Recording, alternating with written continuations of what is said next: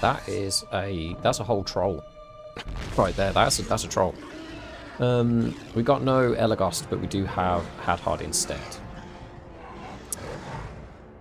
So the one option that we have here is I can hit the left bumper and I can swap out the current character for somebody else on the roster. So although we can only have three guys on the team at a time, we still have Elagast in the party. So we can swap somebody out for him as and when. But I'm not too sure whether I need to. I think maybe this is the team to have for now. Alright, let's start things off. Let's go with a strength lowering. Because I don't think this troll's going to go down as quickly as those orcs. Okay, so that was 200 damage. That barely put a dent in its health bar. Right. We are definitely going to Company Valor now, but just in the hopes that the troll will miss a few times. Oh god. Oof. Okay. But that's, I'm going to imagine, blunt damage, which is not what Berethor wants. So here we go. Here's Hadhod. Basic attack and taunt like Berethor. He has Axecraft, which is just the axe equivalent of swords. You'll notice that he already has an ability to combat goblins. We haven't bumped into those yet, but yeah. So he's got just a basic, costs some AP, but it's more powerful than normal attack, and then extra damage to goblins. He then has spirit powers, which is might shock some. Dwarves aren't typically magical in most fantasy universes. This guy, he has Stone Shield to protect a party member, and an ability called Flaming Fury, which is the equivalent of the water spell that Idril has, but it does fire damage instead. Very expensive skills, as you can see. And also, if I swap over to Flaming Fury on the turn order, you'll notice that Hadhod just disappears off the bottom, because that takes up a lot of momentum. It does not leave him much time to act again after. But yeah, his spirit powers are cool. He gets multiple types of shields later on down the line, but again, after this battle, we'll have him on the party so I can have a proper look through his skill set. So for now, I'm thinking we just smack this troll in the face. Come on, Hadhod. 265. That was better than Idril's weakening slash. Berethor. Let me look at the health bar again. Yeah, he's still got a good bit of health yet. Okay, let's double down on the buffs. It's finally time. We're going to drop a Company Might and a Company Valor. So now that's a damage increase and a chance to hit increase. I'm going to use my first Wounding Strike here. Just by a dot. There's a big enemy. So that's 300 off the attack. Ooh, Hadhod's supposed to be a tanky boy as well. So now you'll notice above the troll there's a little pustule.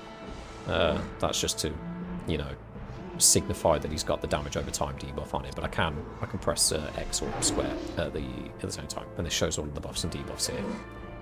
Okay, let's go for another smack, but with the damage increase this time. Oh, I hope he hits. He did. 365. Is that not what he did last time? Or was that 100 damage more and he did 265 previously? Can't remember. Alright, let's drop an armor reduction. See if this guy's very armored. Okay. It's applied the debuff either which way. Has he already been weakened? He has. Alright, let's just do a regular fluid strike. Let's just start chunking down his health now. 392. Okay. These numbers are beaten up. Ooh, massive swing. Oh, it missed. Nice. Okay. Oh, and 153 damage from the wounding strike as well. Wow, okay. Boom. I thought that was going to miss, actually, because the troll kind of shuffled back a little bit before the blow landed. Thinking about dropping a heal on Hadhod. Although, his health bar is quite reduced, but he's actually got more health than everybody else. Hadhod is a true tank. He's the tank of the party, in my opinion, because he's the one that applies all of the like shield buffs and stuff. Okay. No, I will. I'll heal him, even though there is actually a save checkpoint nearby. And we unlocked Haste of Elves as well. Perfect. We got our new skill. Okay, come on, Hadhod. Let's do the business. Nice! Critical hit. 553 damage.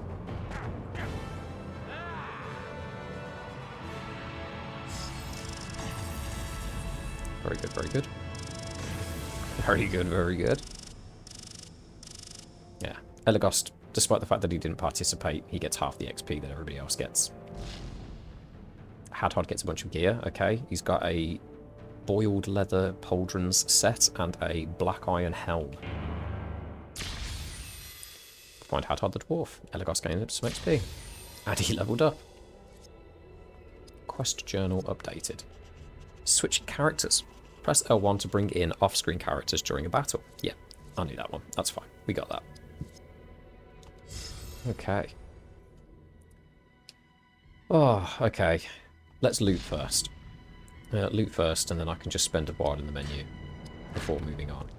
Just in case we find anything good here. 2 Endraft flasks. Nice. 5 water file. Fresh ethalas. Okay. Don't know what half of that stuff does, but that's okay. Okay. Oh, Berethor hit level 10, so he gets 4 skill points this time. I'm thinking we smack a bunch into That's not Constitution, that's Speed. Oh! We could do both. Nah, let's put them all into Speed, so he can go first and apply the buffs. Oh, wow, Idriel. Very much ahead on Speed, actually. Never mind, that was probably a waste of skill points, but I've already committed now. She just wants some 2 points in Strength and 2 points in Const. Yeah, let's go with that. Right, Hadhod has 6 points. He's actually a level behind. He's only level 9. Okay, his Constitution is insane. And I'm thinking 4 points in Spirit and 2 points in Strength. We'll leave his Speed low, but we'll have him hit hard and be able to continuously hit. 150 AP doesn't feel like a lot. That's actually really quite low. But then his Spirit is actually a lot lower than everybody else's as well. I can move the action point Elfstone over to Hadhod, actually. Just to give him, like, a fighting chance. Okay, we've got our boy Elagos here. I'm tempted to just throw all the points into Strength again, just so that he hits a little bit harder, but let's do 2 points in Dex and 2 points in Strength, I think. Okay, and then if we go to Equipment, I kind of want to remove the action enhancement, and we'll go ahead and we'll put all of Hadhod's gear on. So his pauldrons, his helm, and then the Elfstone. Okay. 164 AP is a bit more respectable. He's now overtaken Elagos, but that's fine.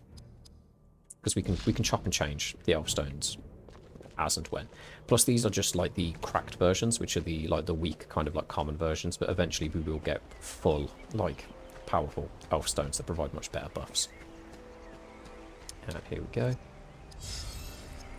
I do need to have a look at Hadhod's skills, actually. Let's drop a save here regardless. Okay. And then, skills, Hadhod.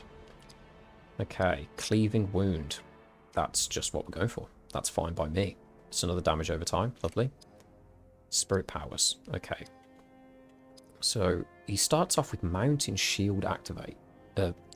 Mountain Shield active as the next pick. Creates a shield for the party that must be broken. So Stone Shield is a single ally. Just gives them an extra health bar.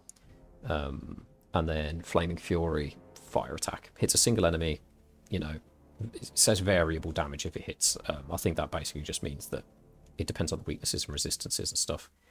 Endure Flame. Reduce the damage your group takes from flame attacks for the next round. Just in the next round. Wow, I don't rate Hadhod's Spirit Power as much at all. Creates a shield that damages melee attackers. Maybe we do just pick up Endure Flame just because it's the cheapest one, right? I shouldn't have gone down to that bottom ability because I just read what it does, and now I'm kind of hyped. When do we get these? Can't remember how it is that you get these. I think you just unlock them as you progress through the story.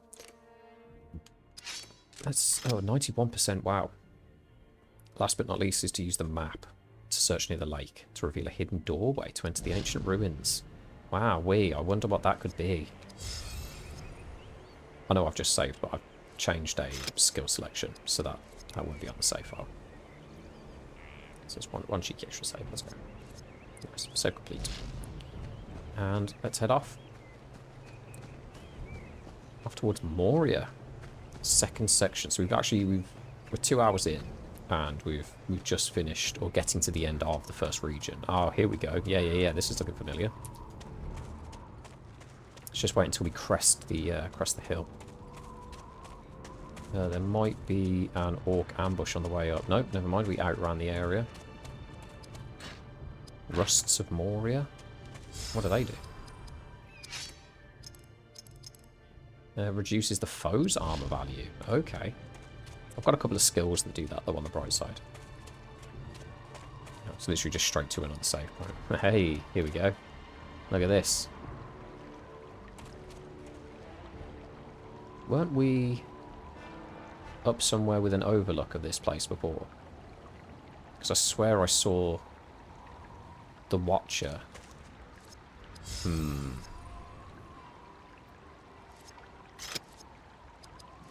Let's head over to this lake and see what's happening then. Man, having a save point that leads up to another save point with nothing in between is kind of crazy to me. Actually, thinking about it, Elagos is now level 10. Hadhod's only level 9, so I think we swap out.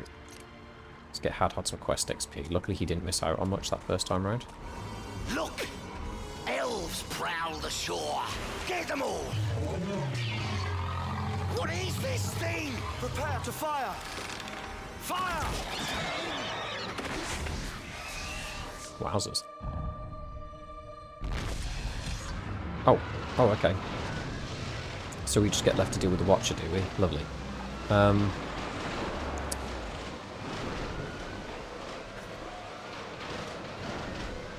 I've got a feeling this guy's going to be pretty tough. So I feel like we kind of need Idriel in there for the heals, right? Okay, alright. Let's examine the Watcher. Right, here we go. He has 3,000 hit points. The Watcher in the water is a foul creature that has lived long ages in the deep places beneath the misty mountains. He's fragile to fire damage but strong against water, which is fine. I wasn't really going to use a spirit power with Idriel anyway. And he's kind of normal to everything else, except he's immune to sleep and bind melee. Okay. So we kind of want Hadhod to use his big spell a couple times. That should do the business. Elagos can obviously shoot his arrows, all of his attacks are ranged.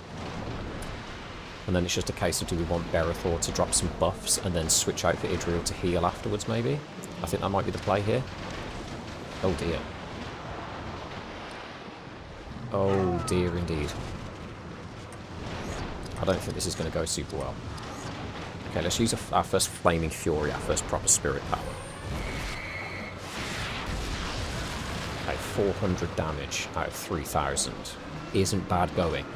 But I'm only going to be able to do that one more time before Hadhod's out of AP. So...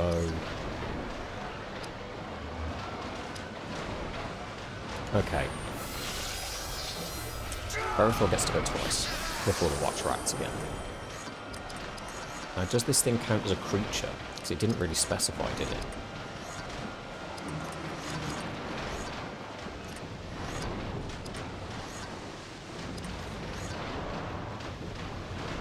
Okay, let's try this for now. We'll lower his melee damage. Berethor gets another go. Group hits and enemy misses, sure. So we've got the damage increase, and then we've got, you know, Elagos has got more chance to hit. Oh, okay, Hadhod tanked that. Very good, very good. Now let's try a creature bane on this guy. Still got like 3/4 of its health. That's crazy. 559. Okay. I'll do a couple more of those. Berethor, I think you've had your day, bud. I think Idriel needs to get in here and make sure the party stays alive at this point. She doesn't get any of the buffs though, because she wasn't present on the field when Berethor used his skills, unfortunately. But I'm hoping that Elagos will just be able to keep up the damage. Wow, a crit for 838. That's huge. Oh dear. Oh, that wasn't. It really was not that bad. Alright, Hadhod, let's get you another skill point, bud. Okay.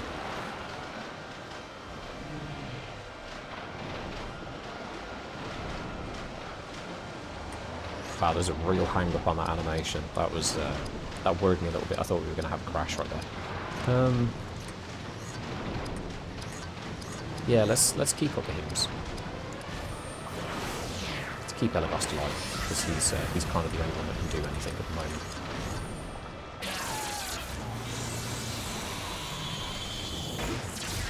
Oh, another crit, 838. Oh. I guess that did it. Barathor literally dropped 2 buffs and then disappeared, and he got a level up for it. Nice. Oh, party Elfstone of Nimble Crafting and some Shelob slime. Watch out! Those tentacles are powerful! Excellent! They're digging a way in! He has opened the gate! I knew he was good for something. Oh, you. Hadhod. What a kidder. Man, this game's old. Stand back! It shall be a dwarf who first enters Moria. The rumors are true. Balin has failed. My people have failed. This fight took place decades ago. Their bodies returned to dust.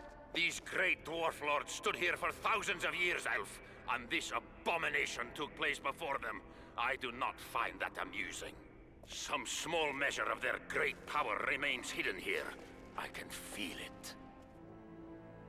Let me help you reclaim it. For your people.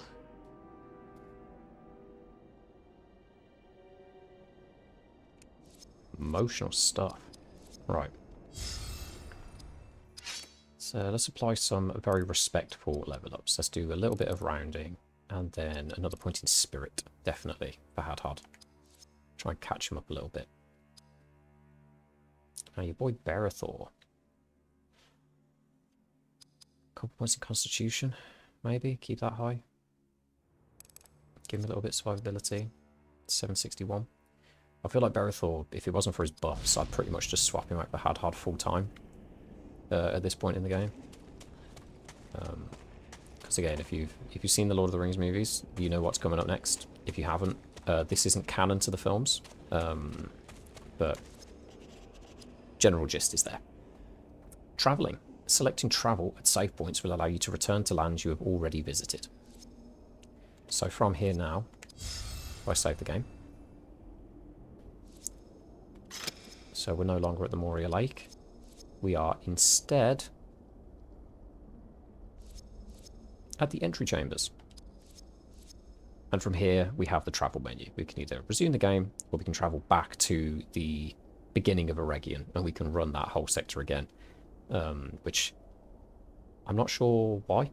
I'm guessing it's just a case of if you missed like a side quest or something in one of the areas, you didn't walk off down one certain area and there was a fight that you missed, you can go back and do that at a later date. Also, it means if I wanted to, I could take Hadhod back there and run around in some of the areas where you get random encounters, little ambush encounters, and you could power level, like, you know, if you get a lot less XP for grinding in this. It's not really super worth it, but if you wanted to, you could go back, just run around in circles in the same area over and over again. Next to a save point even, just to power level some skill points.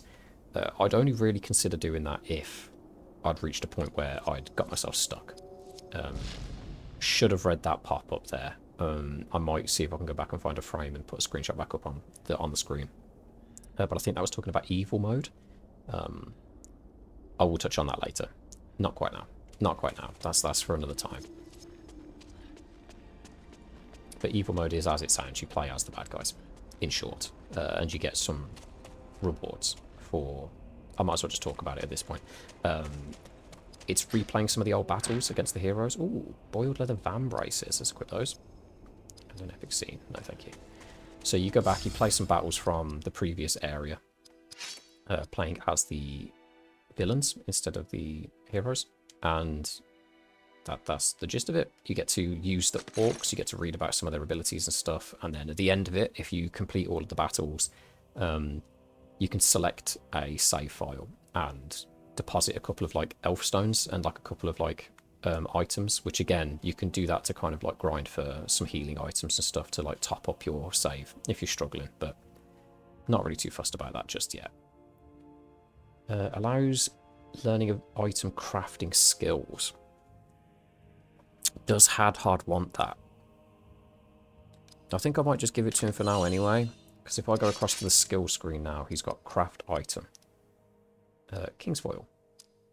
So when he gets 1 skill point in crafting, he can start crafting King's foil on his turns. But I think that is in combat that happens. So you essentially give up your go to get a crafting point, which isn't ideal.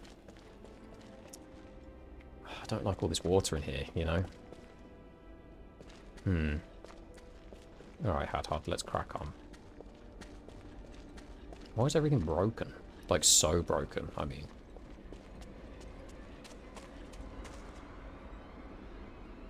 I recognise that water, that music that's in the background. Oh, we splashed. We splashed. Yeah, you'll notice that the combat icon's a bit different as well for the area that we're in. It changes per region. Oh dear. Right. Luckily we saved, so we're back at full strength. So I say we get a company Valor in here straight off the rip.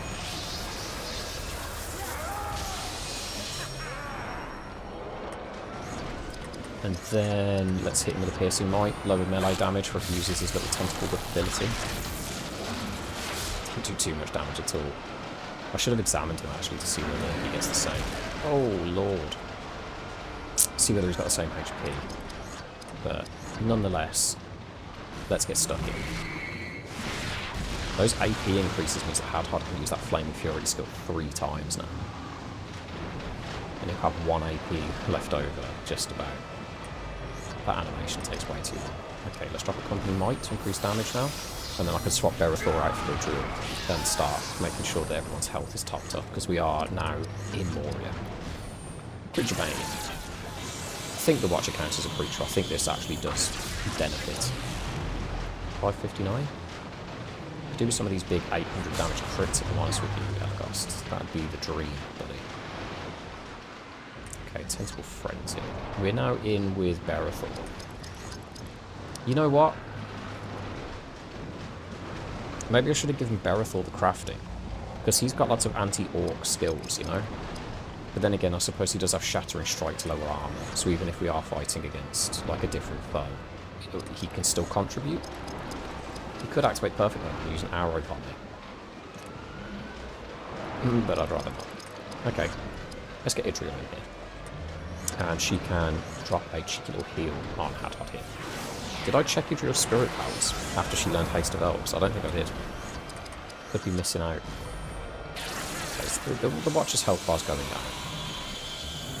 Should be under half now. Good chunk under half after that hit. But... okay, thank God. Flaming Fury. Yeah, oh, just a bit under half actually. It's going to take a couple more shots, I think. But this is good. I like being able to get some spirit power points for Hadhod like this. Because typically I stick to Axecraft for battles where he can reach, just purely because he can get more hits in. It's just he's got all that AP to spare. I'm thinking I might Haste of Elves Elgost. Let's try this out. Never used this skill as a kid. Playing this game growing up, I pretty much didn't do anything unless it was a damaging ability. So, as you can imagine, I used to get very frustrated very early on, not making it far in the game. Another good 559. Uh-oh, this is going to hurt. Yeah. Man, I hope there's another save point shortly after this. Right, we don't have enough AP to do anything, so, for the first time ever, just a standard attack. Wow, can't believe that I finished off the Watcher with that. That's crazy.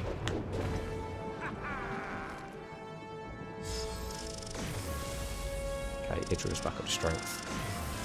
Elgost is back up to strength. Hadhod's back up to full strength, and Berethor turned up. Good man. Ooh. Oh, another armor enhancement. Some more Shelob slime. Elgost has got some leather overbraces and first stage Eregion. Brooch of weapon warding. Boom. Wow, okay. I feel like we're powering through some level ups at the moment. Let's put some points in strength for a drill. And a couple points in spirit for Elagos, just so we can keep using his skills.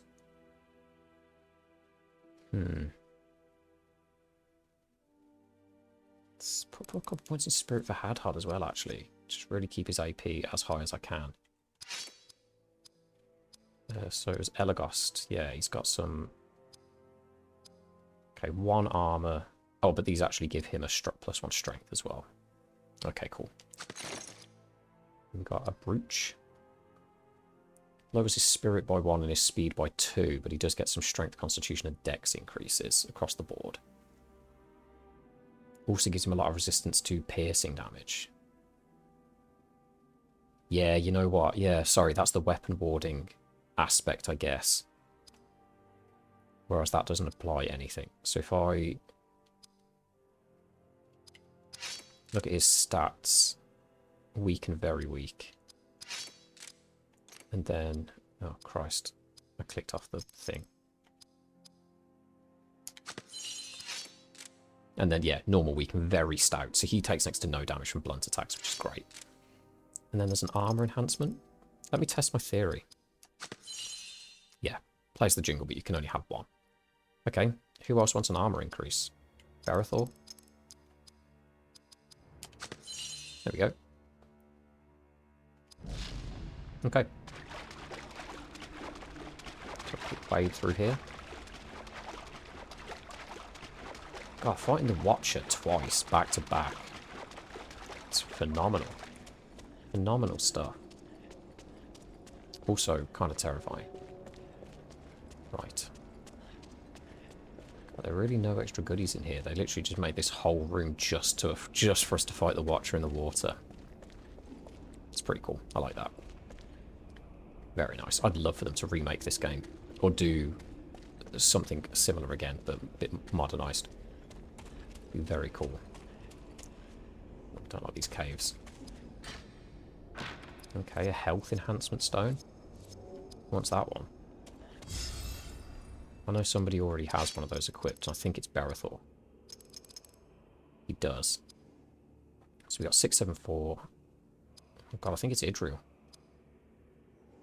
Idril's behind on the old health. What's this? Oh, I never equipped her golden tiara. Wow, okay. Resistance to shadow and +1 dex.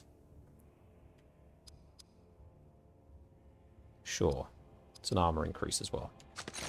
She's got the gold set on the go. Haven't had much in the way of weapon changes, I don't think, for the guys, which kind of sucks, but is what it is, I suppose. Don't like these tunnels with the light coming through them. Oh god, okay. No, I should have seen that coming. Ooh, these aren't regular wargs. Let's swap in Berethor. What are these? Albino cave wargs. Okay. Alright, let's get a company battle on the go, because these wargs are quick. Not as quick as Idril, apparently, because she was able to swap back for Berethor. Ow, they kind of hurt. Okay,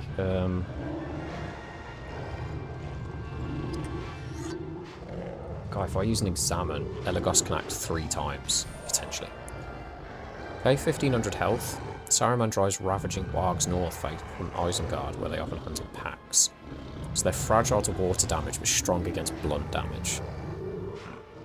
Ah, and fragile to piercing as well. Okay, that's good. So, Elagos is really in his element here. Just smack on the chops, see how we're looking. Okay, 330 damage. They got 1400 health, so not too bad. I'll drop a creature bane on this guy as well, see how much that does.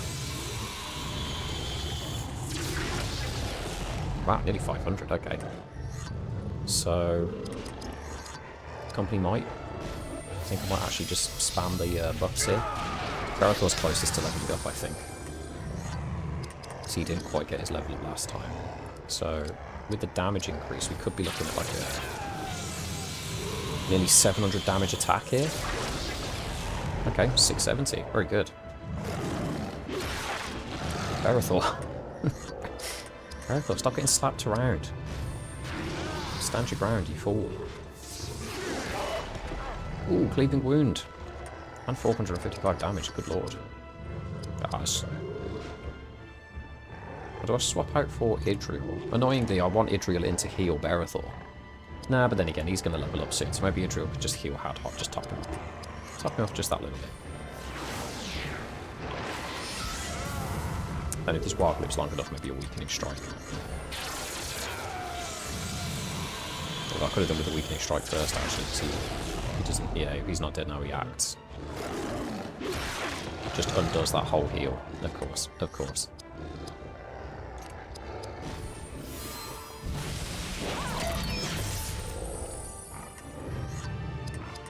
Okay. That should be G's, right? Yeah. Boom.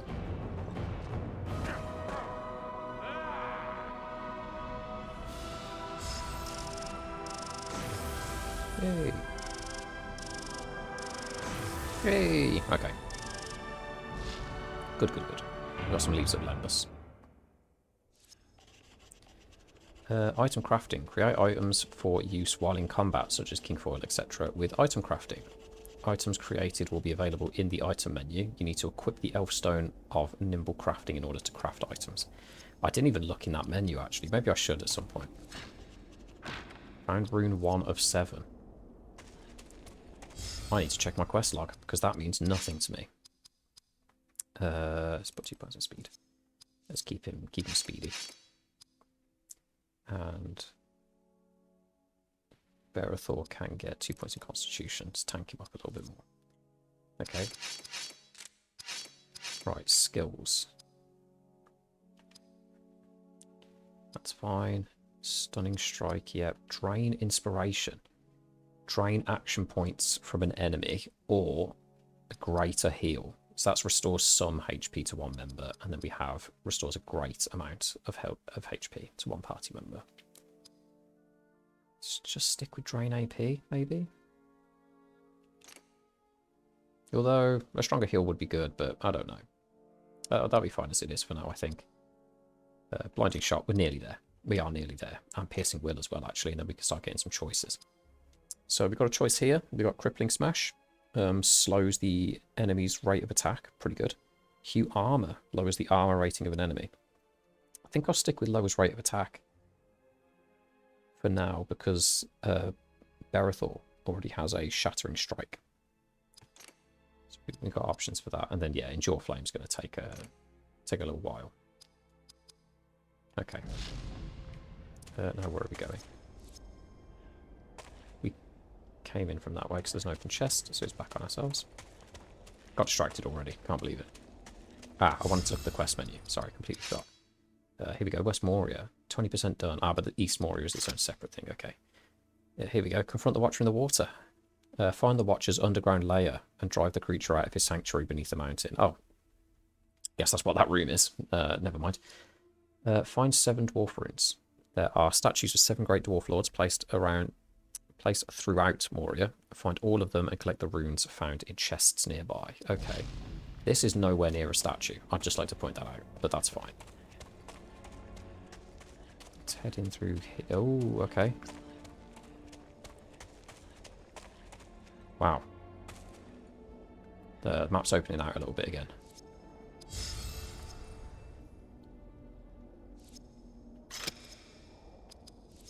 Drop a cheeky save here.